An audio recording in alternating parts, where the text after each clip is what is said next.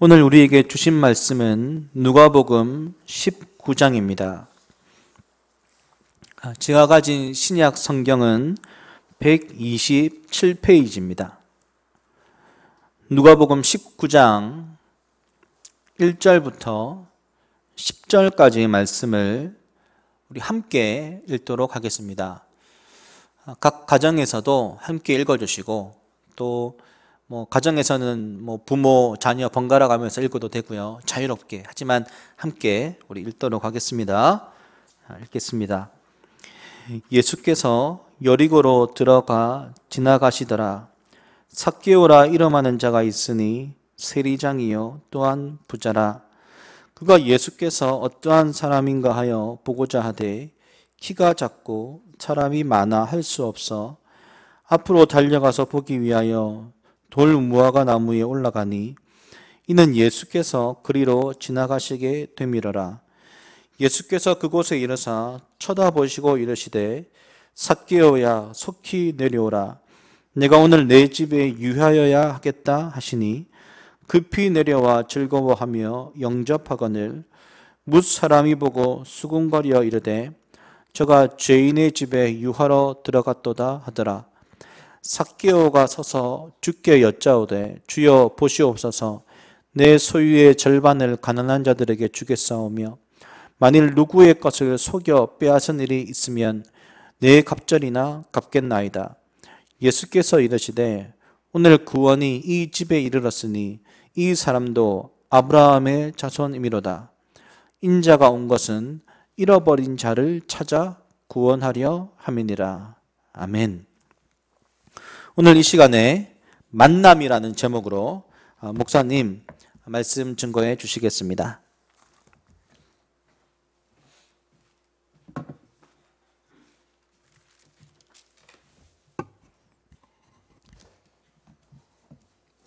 여러분 반갑습니다. 우리가 영상 예배를 드린 지가 꽤 오랜 시간이 지났는데요. 또 영상 예배도 감사하지만 여러분들 많이 보고 싶다 꼭 말씀 전합니다. 속히 우리가 함께 예배 드릴 날들을 기대하고요. 또 오늘도 또 영상 예배를 위해서 수고하는 많은 분들이 계십니다. 우리 승호 형제 늘 매주 나와서 이렇게 섬겨주고 계신데 너무 감사하고, 또 오늘은 우리 김태형 목사님 또 옥종태 간사님 이렇게 또 같이 나와서 섬겨주고 계십니다. 오늘도 하나님께서 우리 가운데 함께 해주실 말씀들을 기대하고 제가 다시 한번 기도하겠습니다. 사랑의 주님 감사를 드립니다.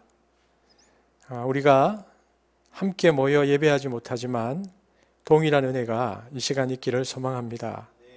성령께서 또 써내려가신 말씀의 그 본뜻을 우리가 잘 따라가기를 원하고, 또 이 시간들을 통하여 우리에게 주시는, 우리 공동체에 주시는 메시지를 우리가 잘 받아낼 수 있는 은혜를 허락하여 주옵소서.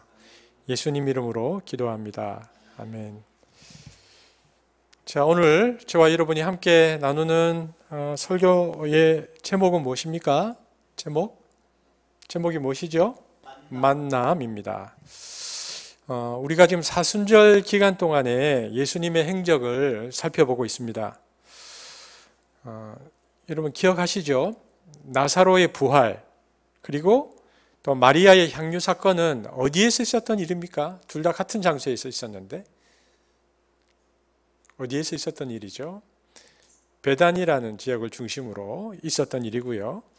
그리고 또 오늘과 다음 주에는 여리고라는 장소를 중심으로 이제 이야기를 나누려고 합니다. 이 모든 일들이 사순절 기간 안에 있었습니다. 근데 정확하게 시간 순을 정하기는 어렵지만, 그러나 본문과 전체 설교의 흐름을 이해하기 위해서 순서를 살펴보자면 이런 것입니다. 그러니까 나사로의 부활이 있었죠. 나사로의 부활이 있었고요. 베다니에서 있었습니다. 그리고 예수님께서 여리고로 가십니다. 여리고에서의 예수님의 행적은 이번 주 다음 주에 살펴볼 것이고요. 그 여리고에서 다시 베다니로 돌아오셔서 우리가 지난주에 살펴보았던 마리아의 향유 사건이 있습니다. 그리고 예수님께서는 예루살렘으로 이제 입성하시고, 그리고 그곳에서 죽으시고 부활하신 일들이 이어집니다. 이것이 이제 전체적인 순서입니다. 큰 흐름들을 생각하시고요. 이 말씀을 함께 보았으면 좋겠습니다. 우리가 오늘 읽은 오늘 본문의 지리적 배경은 어디입니까? 여리고이죠. 1절 말씀 함께 읽겠습니다. 시작. 예수께서 여리고로 들어가 지나가시더라. 여러분 지도를 보면 아시겠지만 여리고는 예루살렘에서 그렇게 멀지 않습니다. 지도상으로 이렇게 되어 있죠. 예루살렘의 한 북동쪽에 있는데요. 약 한 23km 지점에 있는 아주 번화한 도시입니다.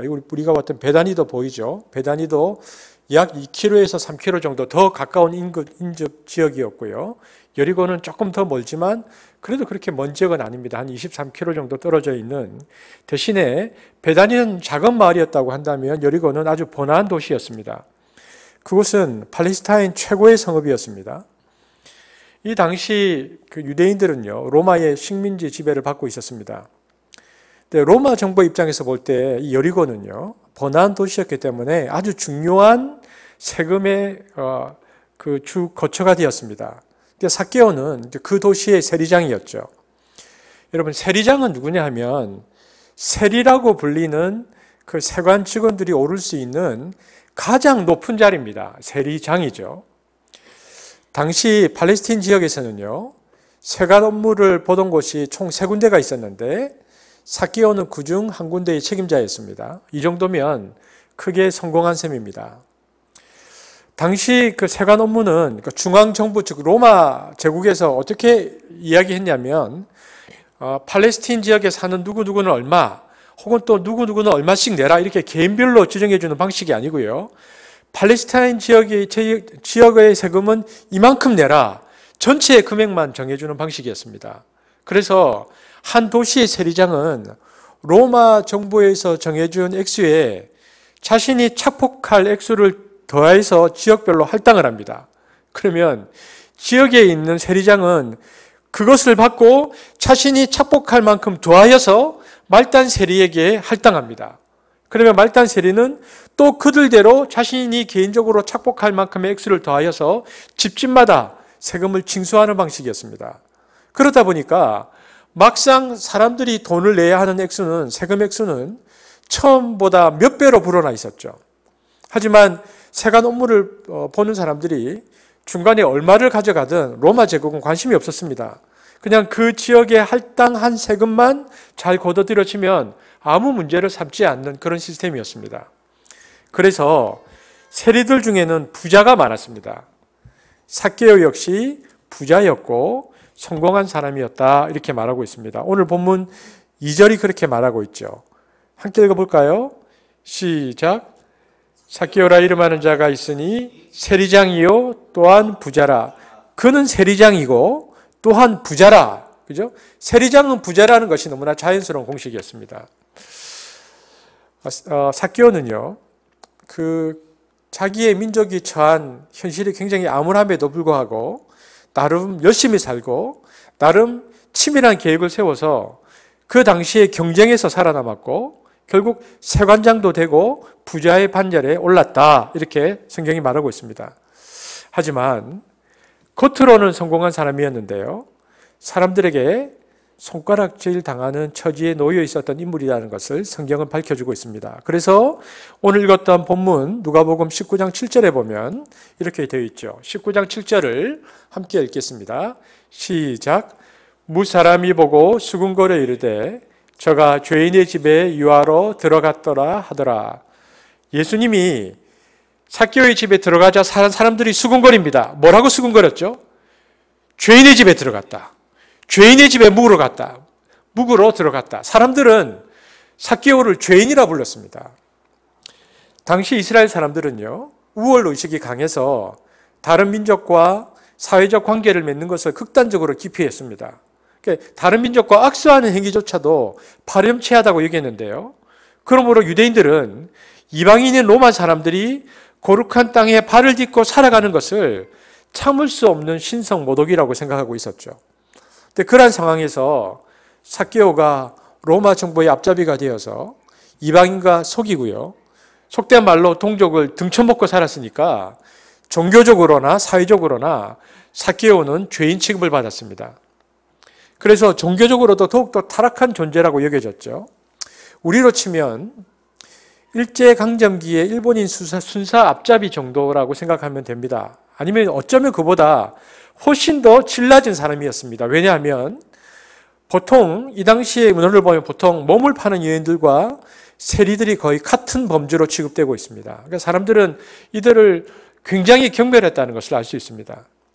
근데 오늘 성경이 세관장이요 부자인 그의 이름이 뭐라고 되어 있죠? 그의 이름이 삭개오다. 2절에 보니까 삭개오라 이름하는 자가 있으니 이렇게 되어 있습니다. 여러분, 삭개오란 이름은 무슨 뜻일까? 여러분, 이름에는 뜻이 있습니다. 저의 이름이 김동인입니다. 한자로 하면 저희 할아버지가 지어주셨다고 하는데요. 제가 동력 동자의 어진 인자입니다. 그럼 뭡니까? 동쪽에 어진 사람인데 훈덕이 동쪽입니까? 모르겠습니다. 그리고 여러분, 부모가 자녀에게 이름을 지어줄 때는 그렇게 자라주기를 바라는 소망이 있죠. 오늘 지금 나오고 있는데 보세요. 삭개오의 원래 이름은 자카이에서 나온 말인데요.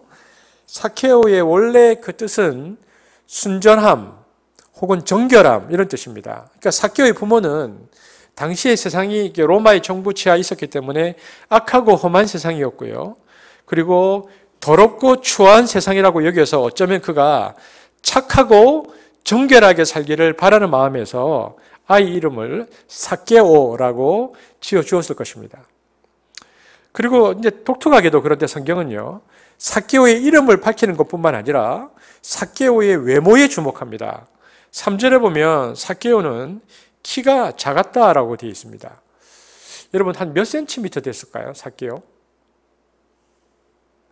정확히 알 수는 없겠죠. 하지만 사람들의 둘러싸인 예수를 볼 수 없을 만큼 키가 작아서 나무 위에 올라가야 했습니다. 그러니까 작았겠죠. 오늘날도 마찬가지고 그 당시도 마찬가지인데요.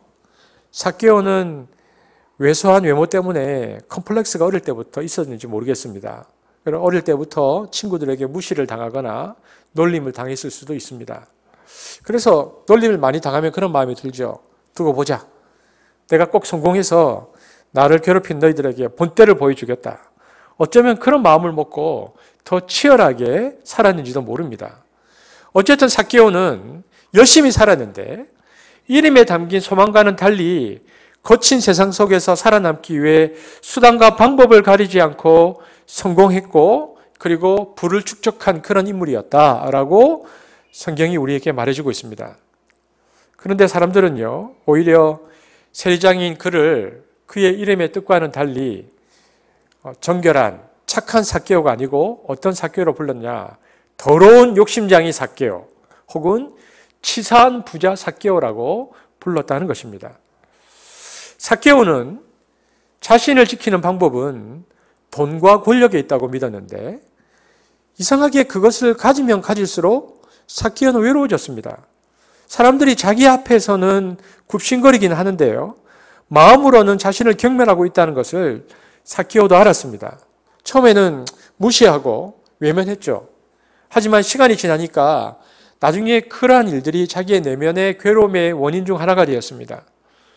성공했지만 사람들로부터 손가락질 당하면서 삭개오인은 그의 내면에 적지 않은 공허와 이렇게 사는 게 전부인가? 라는 질문이 자라난 것 같습니다. 여러분, 한번 생각해 볼까요? 이런 삭개오의 모습이 우리의 가운데는 없습니까? 지금 우리는 엄청난 경쟁 가운데 살면서 그 안에서 생존해야 합니다. 그리고 살아남으려면요, 어느 정도 타협을 해야 돼요. 접대할 줄도 알아야 되고요. 거짓말도 어느 정도 섞어서 말할 줄 알아야 됩니다.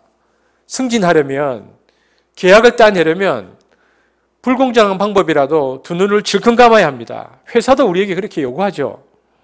그렇지 않으면 사회에서 회사에서 살아남기는 어려울 겁니다. 그러면서 우리는 이렇게 생각하죠. 세상이 다 그러니까 혹은 나만 그런 게 아니야 라고 위로합니다. 그래서 여러분, 우리는 어쩌면 아주 거대한 경쟁 구조라는 이 구조 안에서 살아남으려고 발버둥치는 너무 미약한 어떤 존재인지 모릅니다. 우리 교회 지금 청년들, 그리고 우리 방송을 보고 있는, 영상으로 함께 예배드리고 있는 30대 우리 청년들에게 제가 묻고 싶습니다. 젊은이들이 대학을 졸업하면요, 곧장 이 거대한 구조 속으로 블랙홀에 빨려 들어가듯이 빨려 들어가 버립니다. 그래서 그 안에서 살아남기 위해서요, 정신없이 살다 보면 30대 중반까지 와버립니다. 그런데 30대 중반까지 와서 돌아보면요, 이런 게 너무 많아요. 승자든 패자든 자기가 꾸었던 어릴 적 꿈은 저 멀리 사라지고 없습니다. 이런 거죠. 이런 사람이 되어야지 라는 생각이 세월이 지나면서 이 거대한 구조 속에서 점점 희미해져 갑니다. 대신 어떤 생각이 그 마음에 들어오냐 하면, 조금만 더 하면, 조금만 더 높은 자리에 올라가면, 이번에 대리가 되면, 이번에 과장이 되면, 이번에 부장이 되면, 이러면서 젊었을 때의 그때의 바람은 빛을 발해버립니다. 가장 안타까운 것은 사람을 잃는 거죠. 부모님, 배우자, 친구들, 그 소중한 관계를 담보로 경쟁 사회 속에서 헤쳐나갑니다. 그러다가 돌아보면 그 관계가 소원해지죠. 더 큰 고통은요, 자기 자신을 잃어버리는 것입니다. 월요일부터 금요일까지 또는 주말까지 정신없이 달려가면서 일을 하는데 문득 이런 생각이 찾아오는 것입니다. 도대체 내가 누구인가? 뭐 하는 사람인가? 월급 받기 위해서 이렇게 노예처럼 내 시간 전부를, 에너지 전부를 빼앗겨야 하나? 이런 질문들이 내 안에서 불끈불끈 솟아난다는 것입니다. 그런데 그런 질문이 찾아올 때마다 우리는 아주 재빨리 우리 스스로를 다잡습니다. 그런 소리 하면 안 돼. 내가 정신 차려야지. 일단 살아남아야지. 약해지게 왜 이래? 자기 스스로에게 그런 말을 던진단 말입니다. 우리는 그래서 오늘 본문에 나오는 삭개오처럼 성공을 부여잡기 위해서 고군분투하면서 오늘도 애쓰고 또 애씁니다. 하지만 여러분, 우리 모두에게는, 삭개오도 마찬가지고요, 우리에게는 영혼이 있습니다. 그리고 무엇보다 내면의 갈증이 있죠. 그래서 아무리 그것을 부인하려고 해도 자꾸 내 마음속에 이게 아닌데, 이게 전부가 아닌데 라는 이 젊은 날의 목소리가 자꾸 들려옵니다. 우리 내면에서 그게 전부가 아니야 라는 생각이 자꾸 우리를 붙잡습니다. 오늘 본문의 삭개오가 그랬다는 것입니다. 삭개오는 이런 질문을 품고 예수라는 분이 혹시 자신의 삶에 다른 의미를 줄 수 있을까? 그 마음에 예수를 찾아가는 일종의 순례를 시작하고 있는 것을 오늘 본문에서 볼 수 있습니다. 문제가 있죠. 그는 예수를 보려고 길을 썼지만 어떤 컴플렉스 때문에 키가 작아서 보지 못했습니다.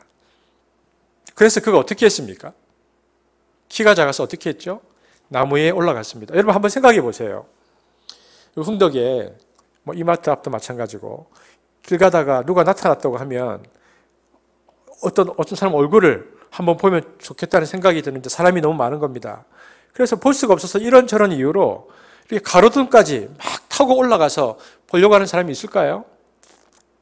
모르죠. 우리 중고등부 학생들 같으면 연예인쯤 되면 그렇게라도 할지. 아니죠. 그렇게 보통 사람은 그렇게 안 할 겁니다. 평범한 사람은 절대로 그렇게 하지 않겠죠. 그런데 오늘 삭개오가 그렇게 했다는 말은 무슨 얘기입니까? 삭개오는 예수님을 정말 보고 싶었단 말입니다. 이게 단순한 호기심이 아니고 이게 기웃기웃 보는 게 아니고요. 꼭 그분을 만나고 싶었다는 것입니다. 도대체 어떤 분이기에 사람들이 그토록 열광하는지 그는 알고 싶었습니다. 여러분, 그러면요, 삭개오가 왜 이런 마음을 가지게 되었을까? 누가복음을 잘 살펴보면 삭개오가 왜 이런 마음을 품었는지가 이해가 됩니다. 우리는 지금 누가복음 19장을 보고 있는데요. 누가복음 5장을 보겠습니다. 누가복음 5장 27절, 28절입니다. 누가복음 5장 27절, 28절 다 함께 읽겠습니다. 시작. 그 후에 예수께서 나가사 레위라 하는 세리가 세간에 앉아 있는 것을 보시고 나를 따르라 하시니 그가 모든 것을 버리고 일어나 따르니라. 여기 보니까 레위라는 사람이 나오죠. 레위가 세리였습니다. 근데 세관장이 아니고 이 레위는 아까처럼 그 구주에서 제일 아래쪽 말단 세리였습니다. 그런데 말단 세리에게 예수가 나를 따라오게 이렇게 말하니까 일하다 말고 예수님을 따라갔다고 되어 있습니다. 그러니까 직장을 버리고 따라 나간 거죠. 예수님이 굉장히 카리스마가 넘치는 어떤 분이었던 것 같아요. 나를 따라오게 하니까 바로 따라간 거 보면. 근데 여러분, 레위가 퇴직금을 받았을까요? 받지 못했을 겁니다. 직장에서 무단이탈했으니까. 그리고 상부에 보고가 들어갔겠죠. 근데 삭개오는 레위라 불리는 사람이 2, 3년 전에 근무지를 이탈해서 젊은 지도자를 따라갔다는 이야기를 들었을 겁니다. 왜냐하면 그가 가장 높은 곳에 있었으니까. 그 후에 그의 인생이 완전히 바뀌었다. 그 따라갔던 레위의 인생이 완전 바뀌었다는 풍문도 들었을 것입니다. 그것이 바로 누가복음 5장 후반부 이야기죠. 그리고요, 5장 말고 그로부터 10장을 뛰어넘어서 누가복음 15장에 가면 이런 얘기가 나옵니다. 15장 1절 함께 읽겠습니다. 15장 1절입니다. 시작. 모든 세리와 죄인들이 말씀을 들으러 가까이 나오니. 예수가 레위를 부른 이후에 시간이 꽤 지나니까 이제는 많은 세리와 많은 죄인들이 예수께 나와왔고 예수님은 그들을 가르쳤다. 이게 누가복음 15장입니다. 5장에서 15장까지 이야기죠. 그리고 오늘 저와 여러분이 살펴보고 있는 본문은 19장입니다. 그러니까 여러분 상상이 가십니까? 삭개오는 이런 거죠. 더럽고 치사한 방법일지라도 열심히 해서 치열한 경쟁에서 성공을 했습니다. 성공의 사닥다리 맨 꼭대기에 올라갔죠.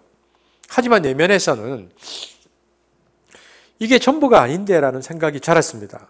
이게 전부가 아닌데? 이것 때문에 내가 너무 많은 것을 잃어버리고 있는 것은 아닌가라는 공허감이 점점 부풀러 올랐습니다.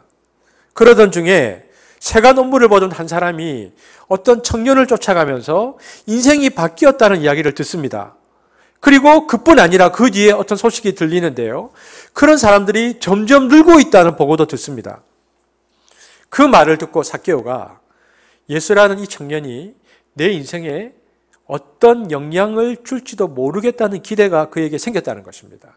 그것이 오늘 누가복음 19장 얘기죠. 삭개오는 어떻게든 자신의 문제를 해결하고 싶었습니다. 하지만 방법이 없었어요. 지금 와서 세리장이 다 됐는데 말단 세리처럼 직업을 그만둘 수도 없는 노릇이었습니다. 그렇다고 이대로 계속 사는 것도 방법이 아니다 싶었습니다. 마음속으로는 정의를 갈망하면서도 정작 매일 불이하게 행동해야 하는 그의 사정을 해결할 방법은 그 어디에도 보이지 않았습니다. 그런데 이런 삭개오의 삶에 전혀 예기치 못한 사건이 벌어집니다.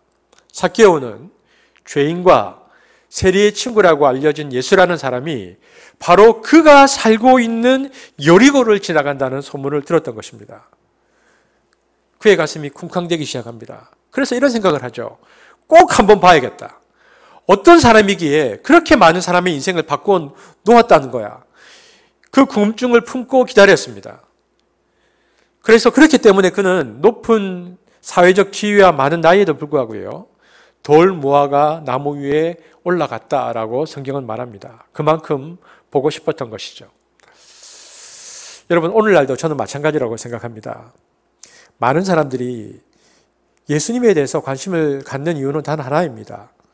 자기 주위에 있었던 사람, 자기 주위의 이웃, 자기 주위의 친구들이, 다른 사람들이 예수를 만나서 인생이 변했다는 이야기를 들으면 관심이 가는 겁니다.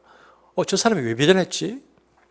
그런데 너무 안타깝게도 요즘은 이 일들이 거꾸로 일어납니다.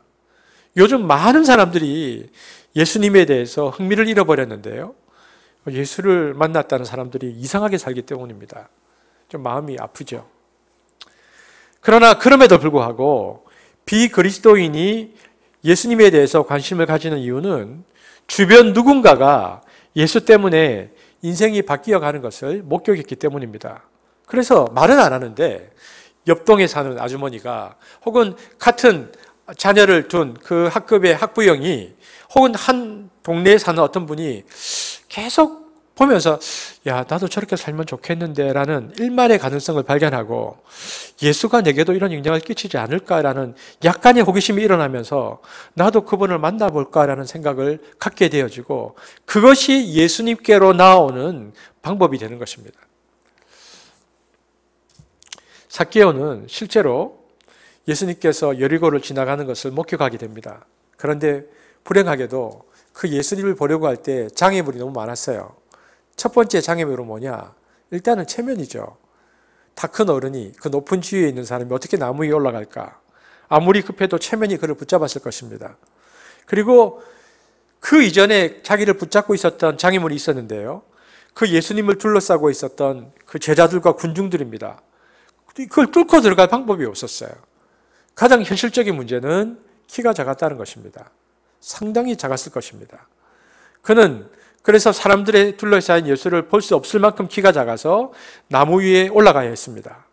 하지만 그가 나무 위에 올라갔다는 말은 그는 모든 방해물을 넘어섰다 이 말입니다. 마침내 그는 사람들과 이런저런 얘기를 하면서 천천히 그곳을 지나가던 예수님의 얼굴을 볼 수 있었습니다. 여러분, 지금부터는 우리가 상상을 좀 하죠. 영화적 상상을 좀 해야 됩니다. 여기 나무가 있고요. 삭개오가 여기 올라가 있습니다. 앞서 이야기했듯이 예수가 도대체 어떤 사람인지 확인하고 싶어서 안달난 한 사람입니다. 나무 위에 올라가 있는데요. 저쪽에서, 내가 삭개오인데 저쪽에서 나무에서 보니까 예수가 걸어오고 있습니다. 얼굴이 보일까? 사람들 팀에, 그리고 너무 멀어서 잘 안 보입니다. 근데 돌 무화과 나무 가까이로 다가오자 예수님의 얼굴이 점점 잘 보이기 시작합니다. 점점 잘 보이기 시작하더니 바로 아래까지 왔습니다. 바로 나무 아래까지. 그럼 뭐가 보일까요? 예수님의 가르마가 보이죠. 위에서 보고 있으니까.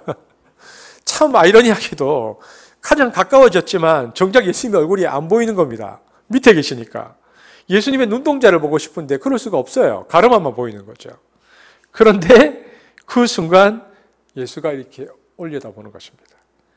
턱 밑에 있었지만 볼 수 없었는데 그 얼굴이 위로 젖혀지더니 자신을 보는 겁니다. 그리고 자신을 쳐다보면서 그 순간 아주 중요한 대화가 오가죠. 그리고 그 대화는 이 만남이 우연이 아니었다는 것을 우리에게 증명합니다. 실제로 예수님은요, 여리고를 왜 오셨는가? 이유는 하나입니다. 삭개오를 만나기 위해서 오신 겁니다.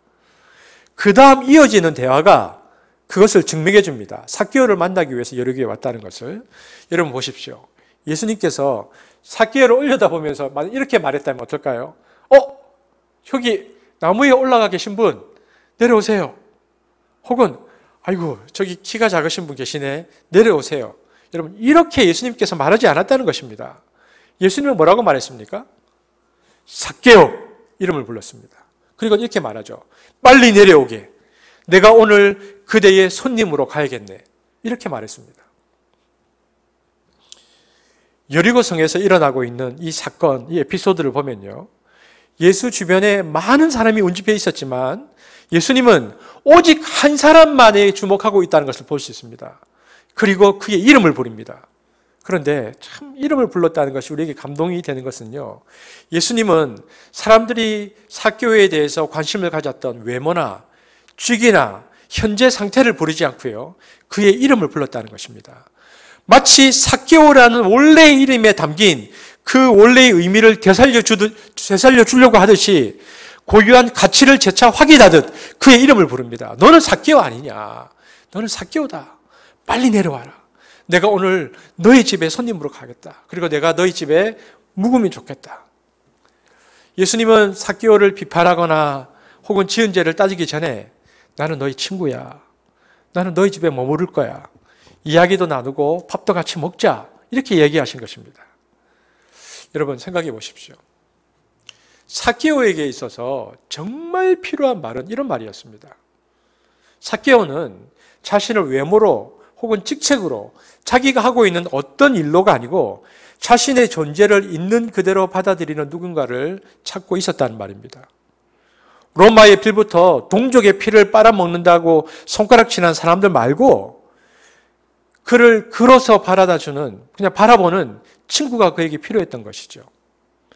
치열한 경쟁에서 이기기 위해서 모든 것을 희생해 친구조차 없는 사람에게 오늘 친구로 찾아오신 예수. 삭개오는 그런 사람을 간절히 찾고 있었고 예수님은 오늘 그 삭개오를 만나고 있다라고 성경이 말하고 있습니다. 여러분, 우리가 조금 줌아웃 해볼까요? 예수님은 삭개오와의 이 만남으로 인해서 엄청난 정치적 위험을 감수해야 했습니다. 왜냐하면 예수님은 여리고에서 하룻밤을 묵은 다음에 베다니에 머무셨다가 이제 예루살렘으로 들어갑니다. 그리고 예루살렘에서 마지막 일주일을 보내고 예루살렘에서 죽습니다. 그러니까 예수님께서 죽기 한 일주일 전 있었던 일인데요. 예수는 자신이 지금 죽으러 예루살렘에 올라간다는 사실을 알고 있었고 제자들에게도 미리 알려진 상태입니다. 이런 상황에서 세관장의 집에 하룻밤을 머무른다는 것은 큰 무리를 일으킬 만한 일이고요. 예수는 이런 말도 안 되는 일을 지금 하고 있는 것입니다. 저 같으면 제자들을 모아놓고 앞으로 어떻게 해야 할지 작전 회의도 하고 이 일들을 위해 어떻게 해야 할지 얘기도 할 것 같은데 예수님은 이 중요한 시기에 삭개오의 집에 머물기로 결정하십니다. 정치적으로는 정말 어리석은 판단입니다. 그렇지 않아도 유대인들이 싫어하는 세관장의 집에 들어가다니 예수님은 사람들이 극도로 싫어하는 일을 가장 위험한 시기에 하고 계십니다.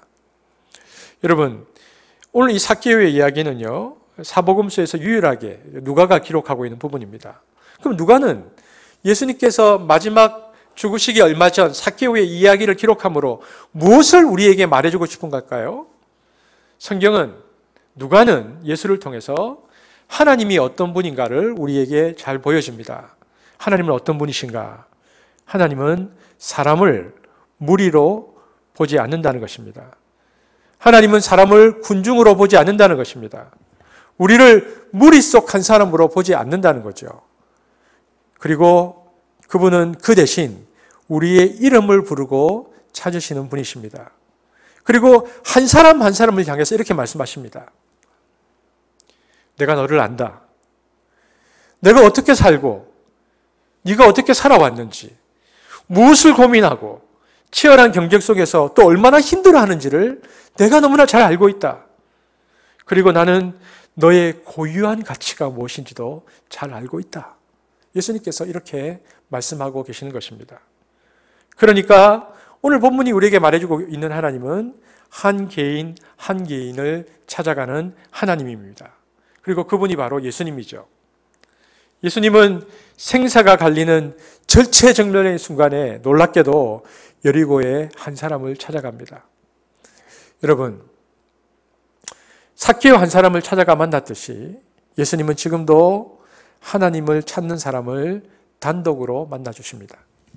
그리고 그의 원래의 가치를 다시 찾아주고 기꺼이 그의 친구가 되어주시는 분이십니다.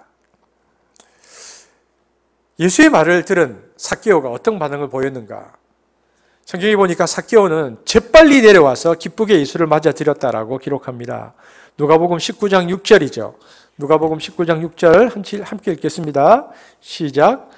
급히 내려와 즐거워하며 영접하거늘. 여러분, 누가복음의 저자인 누가는요, 누가복음이나 사도행전을 보면 지적 능력도 상당하고 교육도 많이 받은 사람입니다. 그래서 아마 이렇게 점잖게 표현했어요. 하지만 이것으로는 성이 안 찹니다. 급히 내려와 즐거워하며 영접했다. 무엇보다 더 강렬하고 자세한 표현이 여기에 필요할 듯합니다.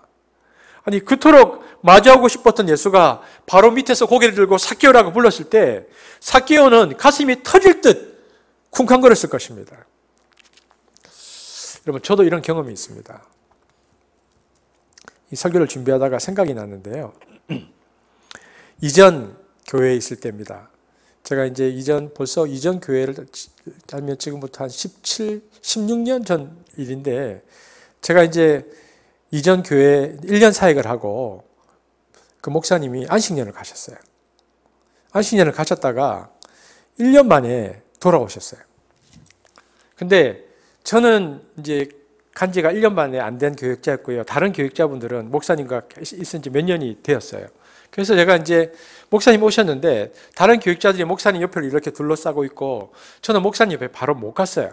조금 공항에서 떨어져 있었는데 근데 저도 깜짝 놀랐어요. 목사를 보는데 너무 반가워서 눈물이 나는 거예요. 저도 깜짝 놀랐어요. 그리고는 다른 교육자들은 이제 목사님이 그 해외에서 가져온 짐들이 있을 거잖아요. 짐을 가지고 가고 목사님은 이제 제가 모시고 가게 됐어요. 그런데 1년 만에 오신 목사님을 모시고 내비게이션이 없을 때라 또 서울로 가서 길을 잃어버려가지고 다른 분들은 다 목사님을 기다리고 계신데 한 2시간인가 3시간 이후에 갔던 기억이 납니다. 그 기억이 나요. 예수님이 그에게, 삭개오에게 내가 삭개오, 너 지금 소위 잘 나간다고 하는데 내가 너에게 한 수 가르쳐 줄게. 이제 똑바로 살아라. 그렇게 얘기하신 게 아니고요. 내가 오늘 네 집에 머물게. 내가 너의 친구가 되어줄게. 이렇게 얘기했으니까 어떻게 그가 천천히 나무에서 내려올 수 있었겠습니까? 막 가슴이 뛰어지고 떨어지듯 땅에 내려왔을 가능성이 크죠. 그렇게 삭개오는 예수를 모시고 집으로 들어갔습니다. 예수가 삭개오 집을 찾는다고 하니까 많은 사람들이, 그리고 삭개오에 대해서 선입관을 가지고 있었던 많은 사람들이 기대했겠죠. 내심 속으로. 이제 삭개오 죽었다. 예수님이 사람들 앞에서 공개적으로 너 죄 많이 지었지. 동족한테 돈 뜯어서 부자가 된 줄 내가 다 알고 있다. 그거부터 정리해. 그러면 내가 너하고 함께 있을 수 있어. 이렇게 예수님이 자기들 속을 후련하게 할 만큼 호통칠 것이라고 예상했습니다. 그런데 뜻밖에도 예수는 그런 말씀을 전혀 하지 않으십니다. 그리고 자기 내면에 문제가 있는 줄 스스로 알고 있던 삭개오에게 이런 말만 하시죠. 삭개오야, 내가 너와 함께 있고 싶다. 그리고 내가 너의 친구가 되어줄게. 여러분, 하나님과의 만남이 시작됩니다. 성경이 말하는 하나님과 인간의 아주 미묘하고 신비한 관계의 핵심은 하나님이 인간을 인격적으로 만나 주신다는 것입니다. 이것이 하나님과 인간의 만남의 핵심입니다. 하나님은 우리를 인격적으로 만나 주시고 우리를 있는 그대로 받아주십니다. 내 상태가 어떤지 간에 그냥 그대로 받아주시는 분이 하나님이십니다. 그러나 한 가지 조건이 있습니다. 나는 하나님이 내 인생에 있어서 절대적으로 필요합니다라는 자세입니다. 삭개오처럼 다 큰 어른이 나무에 올라가서라도 예수님을 보려 했던 그 마음이 필요합니다. 성공했지만 이게 다가 아니야. 더 오르기 위해 쓰고 있지만 그것만으로는 해결이 안 될 것 같아. 답을 줄 수 있는 분이 따로 있지 않을까? 이런 기대감으로 우리가 오늘날도 하나님을 찾는다면 예수님은 우리를 만나 주실 것입니다. 그리고 만나서 우리의 친구가 되어주고 우리의 원래의 가치를 알려줄 것입니다. 너는 원래 순결한 사람 아니냐? 너의 이름은 순결함 아니냐? 너는 삭개오 아니냐? 사람들이 뭐라고 말해도 너는 삭개오야. 이렇게 말씀하신다는 것입니다. 삭개오가 급히 뛰어내려와서 예수님을 집으로 모셔드리죠. 예수님뿐 아니라 제자들과 모든 무리들을 초청합니다. 그만큼 삭개오의 집이 부자였다는 거죠. 그리고 그는 종도를 시켜서 큰 잔치를 준비합니다. 가장 아끼던 그릇을 모두 내어놓고 가장 좋은 음식을 대접합니다. 아까운 곳이 하나도 없었습니다. 그렇게 한참 잔치의 흥이 막 고조되고 있는데 삭개오가 벌떡 일어나서 예수님을 향해서 이렇게 말합니다. 8절 우리 한번 같이 읽어볼까요? 8절을 함께 읽겠습니다. 시작. 주님 보십시오. 내 소유의 절반을 가난한 사람들에게 주겠습니다. 또 내가 누구에게서 강제로 빼앗은 것이 있으면 네 배로 하여 갚아주겠습니다. 이 선언에서요, 이 지금 그리스 시제가 미래형이 아니고 현재형입니다. 그게 무슨 얘기냐면 이 일들을 지금 당장 하겠다는 겁니다. 말 그대로 폭탄 선언입니다. 듣는 사람들이 어안이 봉봉했을 것입니다. 자기 귀를 의심해야 했고 삭개오가 제정신인지 의심했을 것입니다. 순간 모두가 충격에 아무 말도 하지 못했을 것입니다. 여러분, 무엇이 삭개오를 그렇게 만들었나요? 예수님과의 만남입니다. 이 만남은 삭개오의 삶을 근본적으로 바꿔놓았습니다. 여러분, 만남은요, 그저 책상 위에 두 개의 동전이 나란히 있는 것과 다릅니다. 아무리 동전을 가까이 나란히 놓아도 이가 만남이라고 표현하는 것이 부적절하듯이 버스나 기차에 한 자리에 두 사람이 같이 앉아 있는 것을 만남이라고 할 수 없듯이 두 사람이 함께 한 자리에 있는 것만으로는 만남이 이루어졌다고 말할 수 없습니다. 만남의 본질은 뭐냐면 함께 있는 것이 아니고 만남은 인격적인 사건입니다. 그러니까 만남은 반가웠습니다, 즐거웠습니다라는 말로 마무리될 수 있는, 과거가 될 수 있는 그 사건을 뛰어넘는 그 이후에 새로운 삶을 시작해 주게 해주는 창조적인 사건이 만남입니다. 그것이 만남의 본질이죠. 인간의 창조를 하나님의 손끝과 인간의 손끝이 아슬아슬하게 만나는 것으로 묘사한 지금 그림 무엇이죠? 이 미켈란젤로의 그림이 많은 사람으로부터 사랑을 받고 있습니다. 보십시오. 두 손끝이 아슬아슬하게 만나려고 하잖아요. 근데 그 순간에 인간이 창조되는 것입니다. 그 순간에 인간의 생명이 시작되는 것입니다. 이처럼 만남의 본질은 만남을 통해서 새로운 삶이 시작되는 것입니다. 이 만남은 생명을 창조해 주는 위대한 순간입니다. 그러니까 만남의 순간은 창조적입니다. 인간은 하나님을 통해서 자기가 누구인지, 하나님이 누구인지 비로소 알게 됩니다. 그리고 그 만남의 본질은요, 사랑이라는 것을 깨닫습니다. 여러분 보십시오. 누군가를 사랑한다는 것은 무슨 얘기입니까? 누군가를 사랑한다는 것은 그 상대방이 갖고 있는 문제의 항복판을 적나라하게 직시하는 것입니다. 예수님은 삭개오의 문제를 직시하셨고요. 그 문제의 항복판으로 뚜벅뚜벅 걸어 들어가셔서 그를 만나 주십니다. 그것은 사랑입니다. 그러니까 만남의 본질은 사랑이라는 것이죠. 제가 볼 때 삭개오의 성격은 정말 불과 같습니다. 왜냐하면 갑자기 재산의 절반을 나눠주고 또 4배로 갚겠다는 이야기를 하다니 이것은 불같은 성격이야 가능하겠죠. 좀 심하다는 생각이 듭니다. 어떻게 일들이 가능했을까? 여러분, 그러나 오늘 성경이 우리에게 주는 메시지는 이런 것입니다. 하나님과의 만남을 통해서 하나님의 사랑을 경험하고 느낀 사람은 하나님의 사랑을 다른 이들과 나누게 되어 있다. 지금 삭개오의 상태가 어떠냐면요, 지난주에 살펴보았던 것처럼 향유 옥합을 부른 마리아의 상태와 아주 비슷한 상태입니다. 그 순간 그는 어떤 지경으로, 영적인 어떤 지경으로 들어갔습니다. 그리고 그 사랑에 터치가 되면서 그가 가지고 있는 가장 좋은 것으로 예수님께 뭔가를 드리고 싶어 했습니다. 여러분, 이것이 중요합니다. 만약 저와 여러분이 교회에서 뭔가를 섬기고 봉사하잖아요. 그리고 어떤 예수님의 일을 할 때 예수님의 사랑을 깊게 경험하지 못하면 교회에서의 모든 활동은 내가 해내야 하는 일에 불과합니다. 우리를 매우 피곤하게 만드는 어떤 요소가 될 수 있죠. 하지만 반대로 예수님을 인격적으로 만나고 그가 나를 얼마나 사랑해 주는지를 알게 시작하면, 그 사랑을 누리기 시작하면 그 사랑을 누군가에게 나눠주고 싶습니다. 그러면 그 일에는 기쁨이 있죠. 물론 모든 사람이 이래야 되는 것은 아닙니다. 자기 분량에 맞게 사랑을 받는 만큼 사랑을 나누고 싶은 마음이 생기죠. 그러면 그대로 하면 됩니다. 중요한 것은 이것이 예수님을 만난 사람들의 특징이라는 것입니다. 그들에게는 뭘 해야 한다는 것이 더 이상 의무가 아니고요, 받은 사랑에 대한 응답이 됩니다. 사랑을 받았기 때문에 사랑을 나누는 일이 그리스도인들에게는 너무나 자연스러운 것이 되는 것입니다. 이것이 참된 만남에서 파생되어지는 결과물들이죠. 오늘 삭개오가 그렇게 얘기하니까 예수님께서 삭개오를 쳐다보시면서 이렇게 말합니다. 오늘 구원이 이 집에 이르렀다. 결론은 내리듯 마침표를 찍습니다. 근데 이 구절을 잘못 해석해서 아이고, 재산을 절반이나 내놓으니까 구원을 받았구나 말씀하셨다라고 생각하면 잘못된 해석입니다. 성경을 보면 예수님께서 삭개오의 집에 들어갔을 때 이미 구원은 그곳에 이르렀습니다.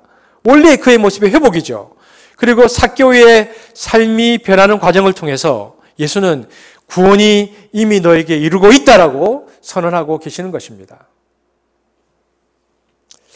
그런데 여러분, 누가복음을 가만히 들여다보면 이 사건은 삭개오에게만 기쁨이 아니었습니다.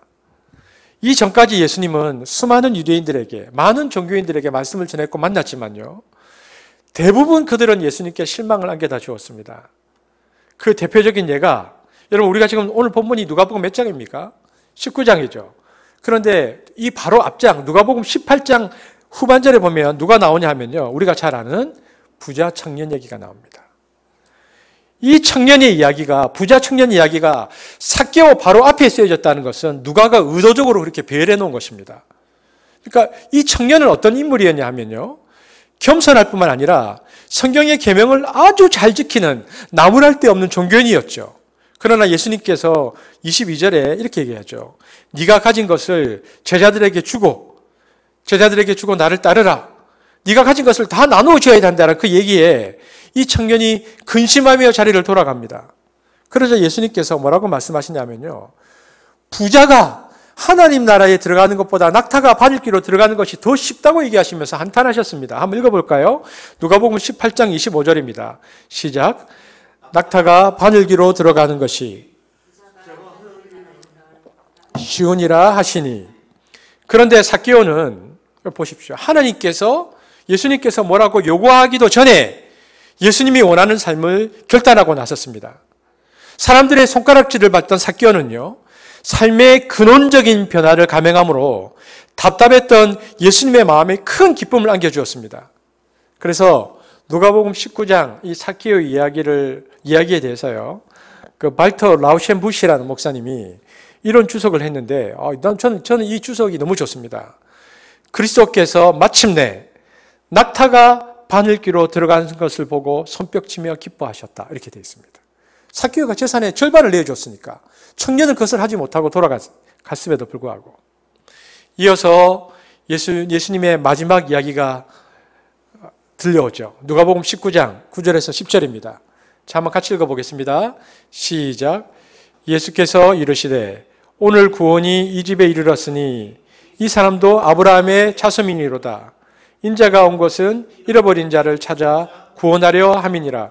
여러분, 예수님께서 왜 삭개오의 집에 가시냐 하면 마지막 십자가에 돌아가시기 전에 하나님이 어떤 분인가를 보여주시기 위해서 찾아가셨냐면 잃어버린 자를 찾아오시는 하나님이다. 이걸 보여주기 위해서 오셨다는 것입니다. 그래서 예수님은 바로 이것 때문에 십자가에 매달리는 절체절명의 순간을 앞두고도 그 아슬아슬한 때에 그 한 사람을 구하려 그 집에 묵었습니다. 그러므로 이 사건의 의미는 매우 큽니다. 잃어버린 자의 의미가 대중이나 어떤 숫자가 아니고요. 한 사람임을, 그 한 사람 한 사람의 소중함 때문에 예수께서 오셔서 십자가를 향해서 걸어가고 계신다는 것을 말씀하시는 것입니다. 그래서 잃어버린 한 마리의 양의 가치가 99마리의 가치보다 결코 적지 않다.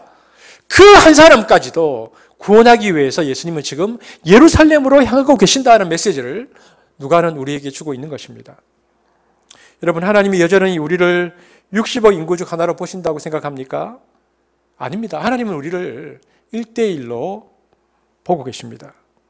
예수님이 온 인류의 죄를 대신 지고 십자가에 죽었다고 해서 개념적이고 추상적으로 온 인류를 구한 것이 아닙니다. 삭개의 경우처럼 아주 위태로운 순간에도 우리 한 사람 한 사람을 찾아오셔서 그리고 그 한 사람 한 사람을 만나주셔서 우리를 구해내시는 분, 성경이 말하는 하나님은 바로 그런 분이라는 것입니다.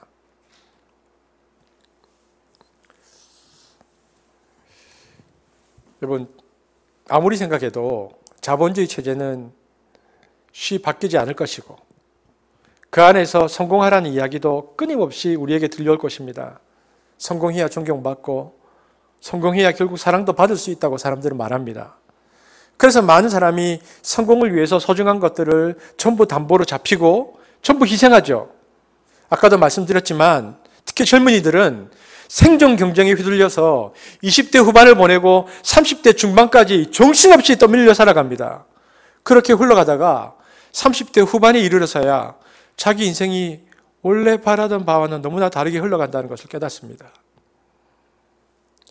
저는 오늘 우리가 경쟁 사회에서 어떻게 살아남을까를 말하고 있는 것이 아닙니다. 더 중요한 것은 그 속에서도 예수님은 우리를 찾아오고 있고 그 예수님을 만나면 우리 삶이 그 경쟁 사회 속에서도 어떤 모양이 이러든지 달라질 수 있다는 것입니다.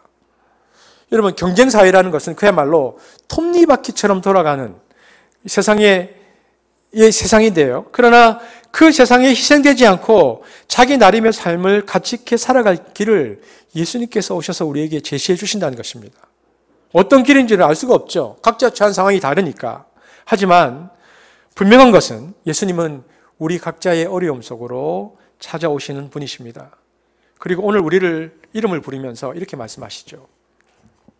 아무개야, 내가 너와 함께 하겠다. 내가 너를 사랑하는 줄 알고 또 네가 나를 누리면 좋겠다.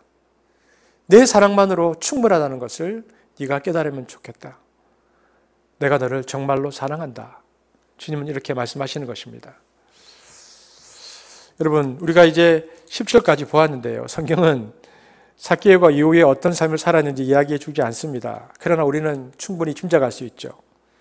그는 더 이상 과거와 같은 방식으로는 살지 않았을 것입니다. 그가 만약 첫 번째 가정, 그가 만약 계속 세리장의 직책을 유지했다면 이제 그는 로마 정부에서 주는 봉급으로 만족하고 로마 정부가 부과하는 세금만을 징수했을 것입니다. 아마도 생활비를 줄이기 위해서 살던 저택을 팔고 작은 집으로 이사했을지도 모르죠. 하인들도 모두 내보냈을 것입니다. 그는 가난한 사람들을 억울하게 더 이상 대하지 않았을 것입니다. 부정한 방법으로 돈을 벌려 하지 않았겠죠. 또한 부하 직원들이 부당하게 착복하는 일을 하지 못하게 했을 것입니다. 아마 그로 인해서 삭개오는 적지 않은 재앙에 직면했을 것입니다. 가장 먼저 가족들과 불화를 겪어야 했겠죠. 폭탄 선언을 한 그날부터 아내가 어쩌면 주기적으로 히스테리를 부리면서 집안을 뒤집어 놓았을 수도 있습니다. 왜냐하면 과거처럼 쇼핑을 못 하잖아요. 과거처럼 돈을 물쓰듯 할 수 없잖아요. 뿐만 아니라 틀림없이 부하 직원들로부터의 저항에도 직면했을 것입니다. 아니, 당신만 깨끗하면 돼요? 그래서 어쩌면 그들이 판 음모에 걸려서 해고당했을 수도 있습니다. 아니면 더 이상 불의한 권력에 협조할 수 없어서 사표를 내고 다른 직업을 찾았을 수도 있겠죠. 기록이 한 가지 남아있는데요. 초대 교회의 교부였던 클레멘스는 삭개오가 가이사랴 지방의 감독이 되어서 베드로와 함께 열심히 선교 활동을 했다, 이렇게 기록하고 있습니다. 이 이야기는 그는 그 이후에 전혀 다른 삶을 살았다는 것을 말해주죠. 여러분, 이것이 복음의 능력이고 이것이 하나님을 만난 자들의 특징입니다. 여러분, 저는 어쨌든 제가 삭개오였다면 이렇게 했을 것 같습니다. 예수님께 다짐했던 삶을 살기 위해서 부단히 애쓰다가 그렇게 했지만 그러다가 가끔씩 그 다짐이 약해지고 세상과 타협하려고 하는 그 마음들이 그 자신에게 일어날 때 그가 어떻게 했을 것 같습니까? 그는 예수님의 눈길과 처음으로 만났던 그 돌 감람나무 언덕을 찾아가서 그 나무를 어루만지고 잠깐 나무 위에 올라가서 그때 예수님의 얼굴을 가만히 떠올려 보았을 것입니다. 죄인이 나를 바라보시면서 말 건네오셨던 그 예수님의 얼굴을 떠올리면서 다시 한번 거룩한 삶에 대한 열정들을 일깨웠겠죠. 여러분, 참된 만남이 시작된 경우에는요, 처음 두 사람이 함께 했던 그 시간과 장소가 특별한 곳이 됩니다. 아주 평범했지만 참된 만남은 그곳을 아주 놀라운 장소로 바꿔놓죠. 여러분, 오늘 영상 예배를 드리고 있는 여러분, 저는 한습교회가 우리들에게 바로 그런 돌 감람나무가 되기를 바랍니다. 바로 이것을 통해서 주님의 시선을 만나고 주님의 음성을 듣고 삶의 변화를 경험하기를 바랍니다. 그리고 시간이 지나 한습을 생각하며 계속 거룩한 열정을 가지고 믿음의 길을 걸어갈 수 있게 되어지기를 바랍니다. 예수 그리스도와 처음 만났을 때 감동이 사라져 갈 때, 경쟁과 소비를 부추기는 세상에서 싸우면서 지치고 피곤할 때, 다른 사람을 향한 희생과 봉사가 이제는 낭비처럼 여겨질 때, 저는 여러분이 이곳을 찾아와서 조용히 기도하는 시간을 통해서 다시 그 마음들이 회복되어지는 은혜와 축복이 있기를 바랍니다. 저는 여러분이 경쟁 사회의 희생양이 아니라 그 속에서 예수를, 하나님을 온전히 만나는 사람이 되기를 바랍니다. 그래서 우리 삶이 원래 꿈을 꿨던 본연의 가치를 누리기를 바랍니다. 그런 삶을 우리 모두가 간절히 찾고 바라고 있는 것 아닙니까? 여러분, 하나님은 그래서 이 시대에 제2의 제3의 삭개오를 찾고 계십니다. 저와 여러분이, 그리고 우리 공동체가 삭개오 공동체가 되기를 바라는 마음이 있습니다. 무엇보다 언뜻 보면 주를 따르는 듯 보이는 부자 청년보다는 진실한 삭개오가 되기를 바랍니다. 진실한 삭개오가 되어서 주님과의 만남을 통해서 새로운 삶을 살게 되어지는 저와 여러분 되어지기를 주의 이름으로 축복합니다. 기도하시겠습니다. 사랑의 주님, 감사를 드립니다.